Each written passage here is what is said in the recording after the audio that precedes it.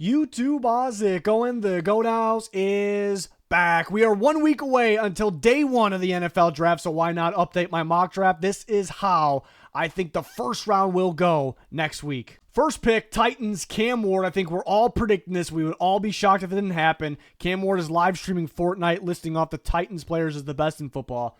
Expect this to happen. Browns at 2. I have them selecting my number 1 overall player in the entire draft, Travis Hunter, who I like better at receiver than corner, but he's my number 1 prospect at each position. Sounds like the Browns like him at receiver a little bit more as well. They're either going to take Hunter or Carter. Really feel like they're going to go with Travis Hunter at 2. The Giants select Abdul Carter, edge rusher from Penn State, my 2nd overall prospect, elite grade. Again, I think the Giants take whoever's remaining between Carter and Travis Hunter, the elite prospects, as they should. There is a little bit of buzz about Shedeur Sanders still because they brought him in for a last-second visit. I do think he's part of their plans still, just not at pick 3. We'll touch on that a little bit more later in this first round. 4th, the Patriots. I still have Will Campbell. They're looking for that left tackle. Could they go Armand Membu if they feel confident that he can move from right to left? I think that's possible if they feel that he could do that. I still think Ashton Jeanty is definitely a possibility, an elite running back prospect. The running game's making a comeback. I think that's a possibility, but I'm still predicting Will Campbell to land forward the Patriots. I still have the Jags selecting Mason Graham, the Michigan defensive tackle, at 5. A lot of people are expecting this pick. This is my prediction, but if they were to surprise, I think it could be at the same position, but a different defensive tackle. The top 4 defensive tackles are so damn talented in this class. I think they're all going to be closer in rank for teams than people think. I think there could be other teams out there that have maybe Walter Nolan as defensive tackle 1. Derek Harmon's getting a lot of buzz right now. So could the Jags surprise and take a different defensive tackle? I could see it. I'm just not going to predict it. I'm counting on Mason Graham right now. Raiders at 6. I still have Ashton Jeanty. I mean, I could see Jahdae Barron. I talked about that last time as well. As Jalen Walker, there was some buzz on him, but some recent buzz that they could go offensive tackle. Maybe Armand Membu, Will Campbell if he's there. And then it came out that Colton Miller was waiting for a contract extension that the Raiders have not offered yet. Not that big of a deal. It's still very early, but it's kind of weird when you put those two things together. So could they get a tackle to replace Miller? Could they get a tackle to play opposite of him? So that is a possibility. It just really feels like Jeanty will be gone by this pick. Honestly, could see the Patriots at 4, but right now I'm mocking him to the Raiders. 7, the Jets go with Armand Membu, the Missouri right tackle. Could go earlier in this if teams believe he can play left tackle, or if a team like the Raiders just want him to play right tackle. Some buzz about, we'll talk about the tight ends, but the tight ends are both supposed to go around the top 10 range, or maybe even both in the top 10. And the Jets have been linked to Tyler Warren, but I sit here and I don't know how they can not. They're almost in a position where they have to go offensive lineman, whether it's tackle or guard, but they need tackle much more, specifically right tackle. And Membu is most definitely worth the pick. So if he's there, I don't see them passing on him, even though there has been some buzz about Warren. Panthers at 8, Jalen Walker, the pass rusher / linebacker from Georgia. He's a tricky one. There's going to be some teams that really aren't that interested in him just because you have to use him the right way. He's not going to be for every team. I believe you have to use him as like a Swiss Army knife. You can't just stick him off the edge. You can't just stick him at only off ball. You have to move him around a bit. Some teams will be turned off that he doesn't really have the length or the physical traits for the edge. But the Panthers, I think, will be a team that will blitz, and they'll use him in that category, and they'll use him at off ball. They'll use him off the edge. You know, they'll align him in different spots, and that's something they definitely could use with the other young players that they have. Saints at 9 go with Shedeur Stewart, the Texas A&M edge rusher. Some buzz about them going quarterback here. For me, the best fit for Kellen Moore would be Jackson Dart. This is too early to take Jackson Dart. It's really too early to take Sanders as well. Recently, there's been some buzz about edge. Do they go with a pass rusher to kind of fit them going forward under Brandon Staley? And Shedeur Stewart, who can play up or down, will fit any scheme really, is a guy I think the Saints would really like. You look at the Saints type over the years. Now, Dennis Allen's gone. He's been there for a while, but that front office runs the show there, and they always valued traits, mainly physical traits. When they can find an edge rusher that has physical traits plus the athletic traits, they're all over them. And Shedeur Stewart checks those boxes. I think they'll like Mykel Williams, his run-stopping ability, and he has the physical traits, freaky length, freaky power. But Stewart brings those athletic traits on. He's a freak athlete on top of it. And I think mainly fans are sleeping on Stewart. Obviously a boom or a bust, but you can't just evaluate him by going and looking at his stat page, right? You got to understand how Texas A&M played defense. They had him sitting, reading. They had him playing inside the tackle at times. He gets off the ball using his athleticism. He can win with power. He created hurries. He's got to finish plays a little bit better, but that's what the NFL is all about. So could he be like a Daniil Hunter type player, one of the better pass rushers of football right now? Had no production at LSU, but everyone knew that guy has the traits.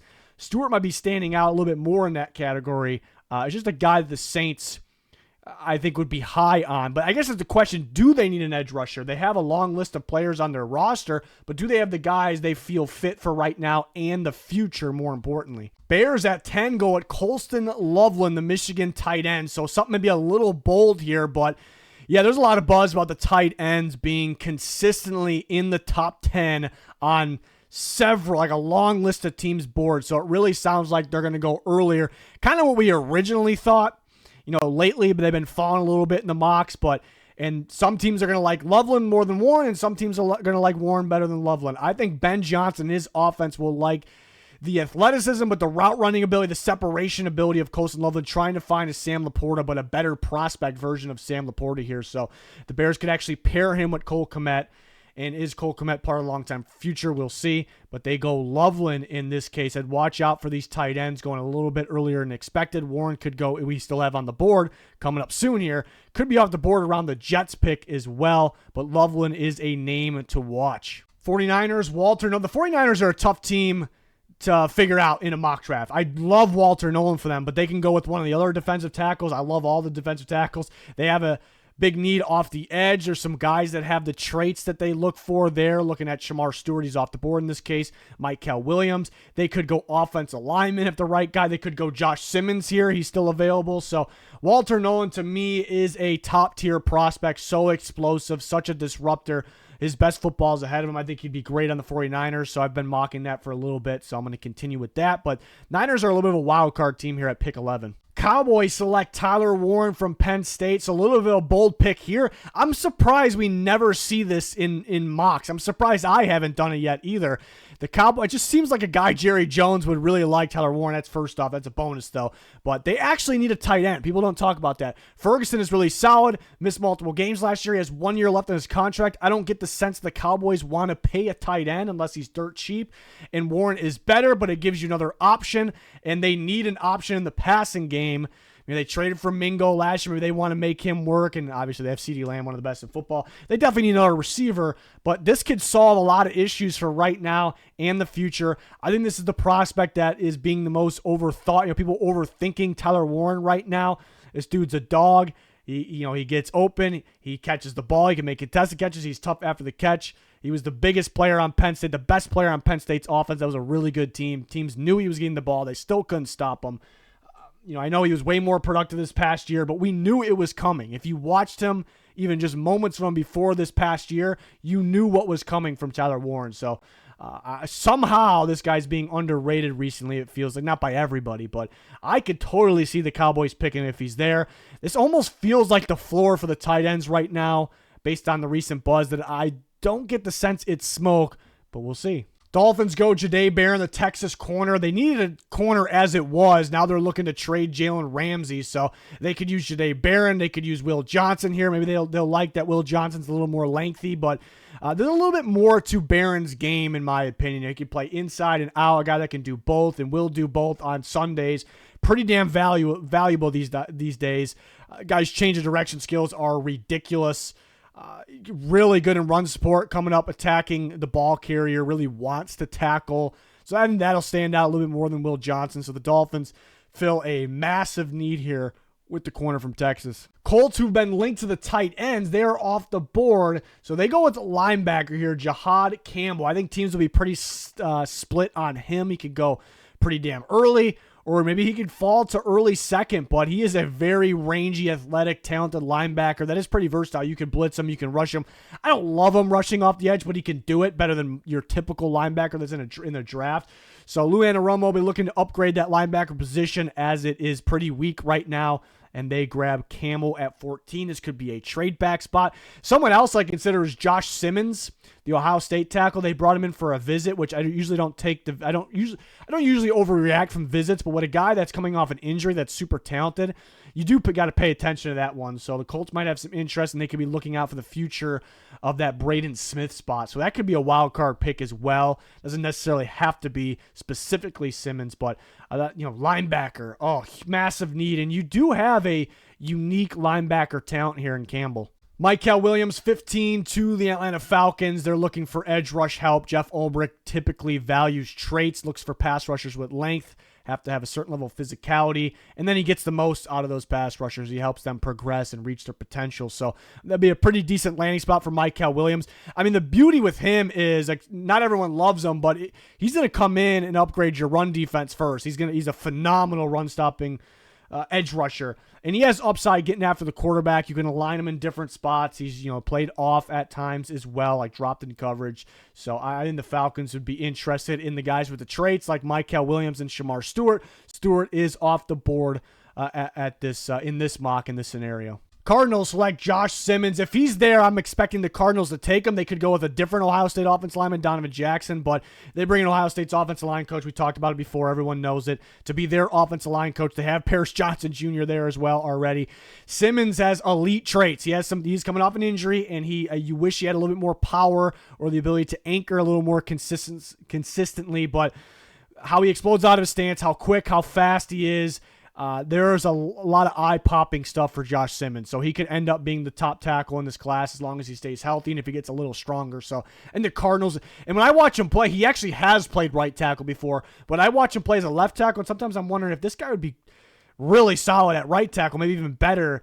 And it just feels like him with Kyler Murray, a fast tackle with a scrambling, quick quarterback. I think that makes sense there as well. It's got a little bit of a bonus there. So this pick makes a lot of sense at 16. 17, the Bengals go with Mike Green, the Marshall pass rusher, one of the more skilled pass rushers in the draft with his collection of ways to win, collection of pass rush moves. He does have, he wows on tape, and then there's times on tape where he kind of gets bullied because he's a little undersized. So you're hoping to kind of get more of the highs out of him, but he's going to get after the quarterback at the end of the day. The Bengals could be a trade back spot just because, how much money they've dished out to players, and they're trying to dish out more to Trey Henderson, so they could be looking to fill the rest of the roster spots, not just for this year, but for the future with young players, cheap, because they're in the draft, so they could trade back and gather up more picks. I could definitely see that. It's definitely a possibility. Mike Green sitting here with his skill set could be the pick at 17. Seahawks go Calvin Banks Jr., who could go much earlier in this. He's a pretty rangy prospect. I could see him going to the Bears at 10. That's a strong candidate for their pick up there. But the Seahawks grab Banks, which I heard a good chunk of teams in the NFL like him better at guard. I like him at tackle just because he has the appropriate measurables and he was so good at tackle. But if you said, is he going to be better in the NFL at guard or tackle? Like if he were to play guard, if he were to play tackle, like if somehow he played both, which one would be better at? Maybe he has more upside at guard. So I can see that. And I think in this case with Seattle, he would start at left guard, but they've had some injuries in the past at tackle, so he could fill in there if he would like. So that'd be a solid option for the Seahawks here at 18, but a guy that can go way earlier in this. Again, the top 5 tackles are so close in grade, and they can come off in any order. Could Banks? I'm not counting on him being the first guy off the board, but he could be. I think it'd be between Campbell or Membu. It'd be interesting to see how these guys come off the board. 19, the Bucks go Will Johnson, the star corner from Michigan. Super instinctive playmaker, great in zone. Buccaneers run a lot in zone. They run more covered 3 than anyone. So it's a great fit. You could argue Amos is an incredible fit, but Will Johnson still sitting here. I think they'd be tempted to go with him. It sounds like he could drop a little bit.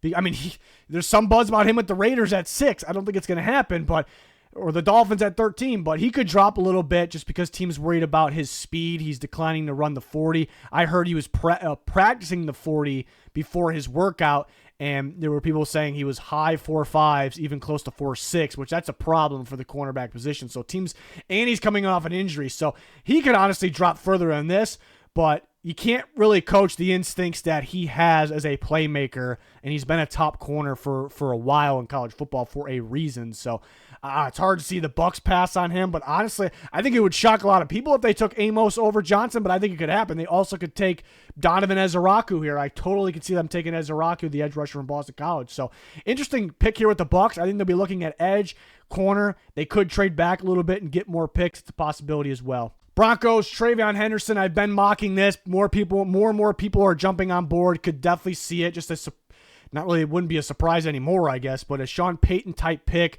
Sean Payton type running back. Ashton Jeanty said that the Broncos and the Raiders are the teams that love him the most. So does Sean Payton pull maybe a kind of a Sean Payton move, trade way up for Jeanty? It's another reason for the Raiders to take Jeanty as well. But Henderson, explosive ability, round one all day. He'd be great in Sean Payton's system. Wish his vision was a little bit more consistent. He does have the same multiple times injuring the same foot, so it is a little risky in the first round, but he would be super explosive and productive for Denver. 21, the Steelers take Derek Harmon, who's a phenomenal fit. I'm starting to think Harmon, who's getting a lot of buzz very recently, could go a lot earlier in this. It's possible. I mean, he could go all the way up at the Niners pick at 11.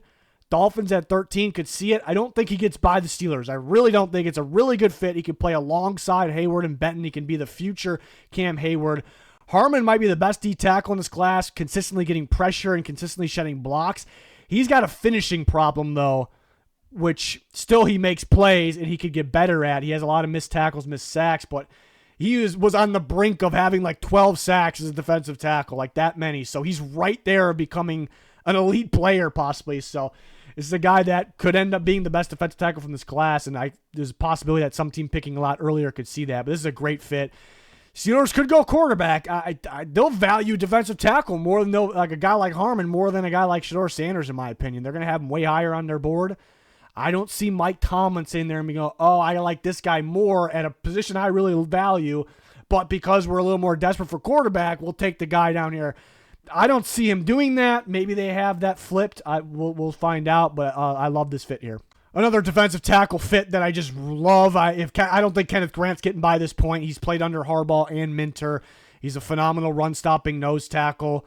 Not going to be stuck playing nose tackle. He sheds blocks very well. His involvement in the passing game stands out to me, because when you see a guy at this size and his ability to stop the run, typically that's what they do. They don't do much else more, but he does it. So much upside, a freak athlete for his size. I think he's got this defensive tackle class at the top in general actually is ridiculous. But at the top, we got some star potential players here.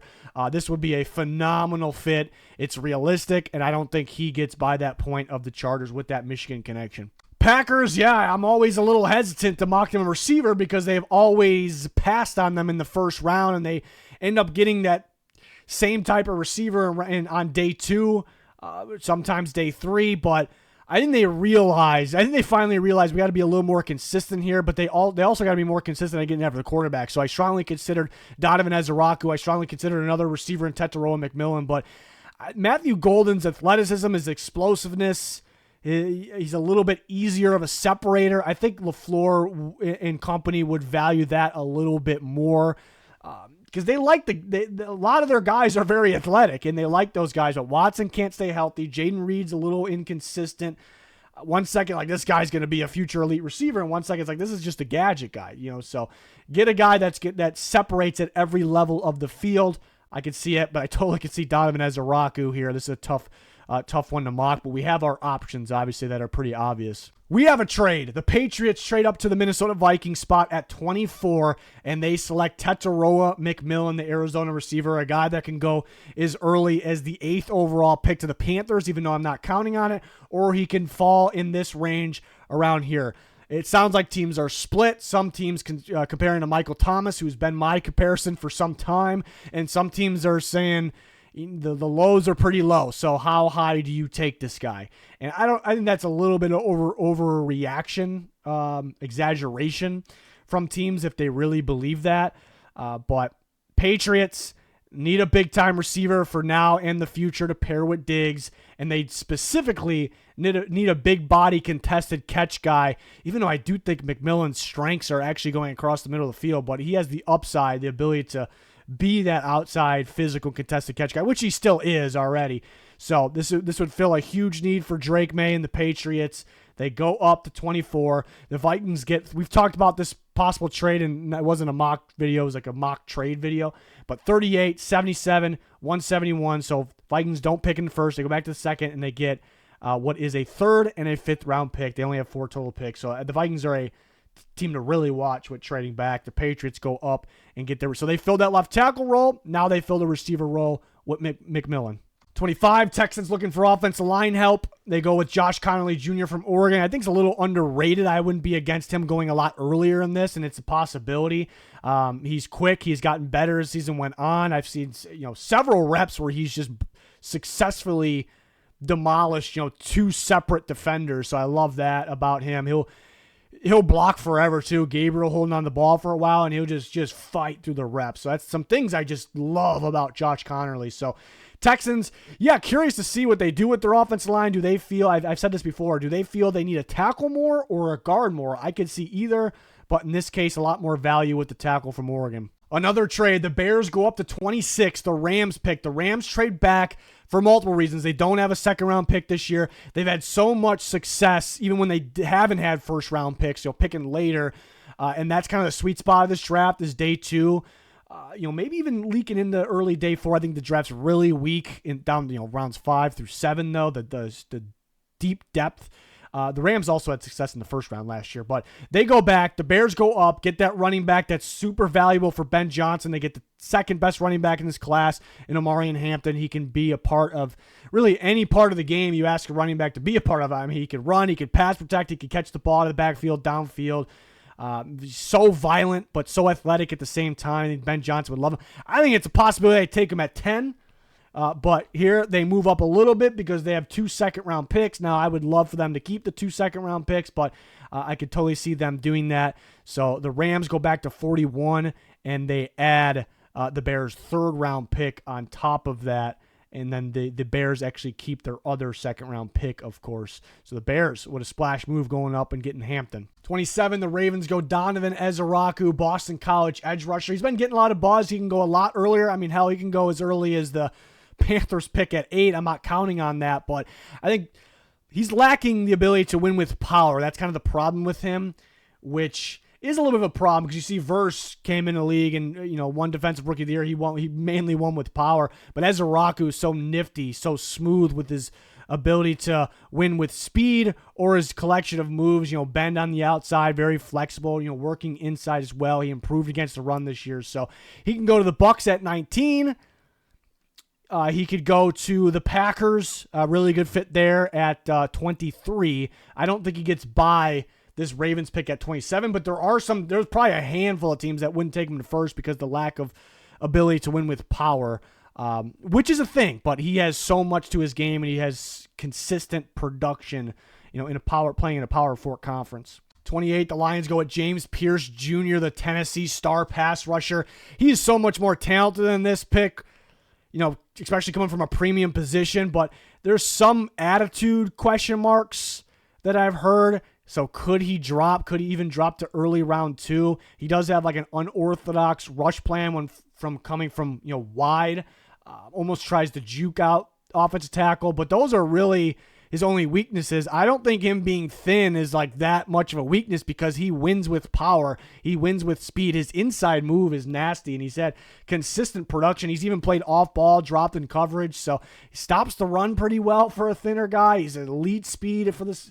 I think I want to say people were overthinking him, but it might just be the attitude thing, which he does. If he does have that shitty attitude, then yeah, I mean, if I'm a coach and interview him and he's acting like what's been being reported, then maybe I don't want him either, but he'd be great with the Detroit Lions, who badly need a pass rusher. Another trade, a division rival trade, which is a little more common recently. The Giants go up to the Commanders pick at pick 29. The Commanders have made a lot of trades, so they have a limited amount of picks, not super limited, but they could look to add more. I wouldn't even be shocked if they traded up for a player that they love because that's just their type, their type of move, but could see them trading back a little bit. The Giants go up and get the quarterback that they've done a ton of work on. And the Giants, in their minds, their A-plus plan is to come away with Travis Hunter and Shedeur Sanders. Hunter might be off the board. Do they try to go up and get Sanders? I definitely could see it. They've done a ton of work, and they've recently brought him in again, too, this close to the draft. We heard that usually there's a disagreement within the organization if that's the case. Or, they're taking him at 3. People think that means that they brought him in again. I think this is more the case. I think they plan on getting him if the deal is right, if he's still there where they're looking to trade up to get. Maybe they get him early second round and they would rather get the 5th-year option on him. So they get pick 29. The Commanders go back just a little bit, and they also add pick 99. So just going back a little bit, pretty solid for them. The Giants get their quarterback. Where I had a kind of a debate with myself here is the Steelers. So a lot of hype about this, a lot of buzz about the Steelers possibly taking a quarterback. So do the Giants have to move all the way up there, or do they feel that the Steelers might not take a quarterback and then, hey, we can wait a little bit and just go up and get that 5th-year option? So that'll be the tough part. It'd be tougher for the Giants to move way, because they got to find a team that wants to trade. Somebody like the Bucks maybe would at 19, but you got to go all the way up to 19. So, we'll see. We'll see what happens with the Giants. So I really think they're targeting Sanders, just not at 3. At least I hope that's not the case for their sake. 30, the Bills go with Ole Miss corner Trey Amos. Huge fan of Trey Amos. Super instinctive in zone coverage. Has that press ability too. The Bills were always a heavy cover 2 team. They started to run a little bit different, a variety of coverages last year, which is great. It's great for their future. They ran mostly cover 3. I feel like Amos is a cover 3 wizard, but he could play press man, he could play cover 2. So the Bills still run a bit of cover 2. I think that was second most coverage run. So, but my point is they're trying to mix it up a little bit, and they ran a ton of cover 3 last year. That's what I view Amos as the best fit for. So if he's there, I definitely think they could take him, and that would really upgrade. I was gonna say that secondary, but that defense. So if he's there, pick 30 for the Bills. Watch out for Amos. 31, the Chiefs select Donovan Jackson from Ohio State. This would be a home run pick. He's one of my favorite players in the draft. The top interior offensive lineman for me, Donovan Jackson. Can play tackle at a pretty high level as well, which is great for the Chiefs, where they had Joe Tooney playing that left guard spot. He had to slide out to left tackle. Jackson would start that left guard spot, which is now open, and he could slide out to left tackle better than Tooney could if it's needed, because he played it at a high level. People are sleeping on Jackson, even though a lot of people like him. This would be a home run pick for Kansas City. He could fall right in their lap at 31. I could see Donovan Jackson go the Cardinals pick. Man, if he went to the Niners at 11, I wouldn't be, or the Dolphins at 13, I would be like, yeah, that makes sense, even though it surprised a lot of people. But not a lot of buzz right now, even though there should be with Jackson. My final prediction, 1 week away, 32nd pick, the Eagles select Nick Emanwari, the South Carolina safety. I recently moved up to my safety 1. The upside, that's a big reason. The upside's ridiculous with having elite physical and athletic traits, but the more and more I watch him in coverage, everyone's putting out this take on him that this guy, the vibes on him is he's basically a linebacker, like a box guy, and he can play there. I like the versatility, but the more I watch him in coverage, downfield, even lining up basically as a corner, one-on-one on someone on the outside or in the slot, but deep in coverage as a split safety, that's what stands out to me. The range, the ball skills. He's not super instinctive right now. He's lacking instincts, but he's much better in coverage than sometimes I watch him, I'm like, oh, this guy probably can play outside corner. If I had to pick, if he's changing positions, not that he has to, but to outside corner or actual linebacker, I'm picking corner. And that's not really the talk right now, but I like him at safety.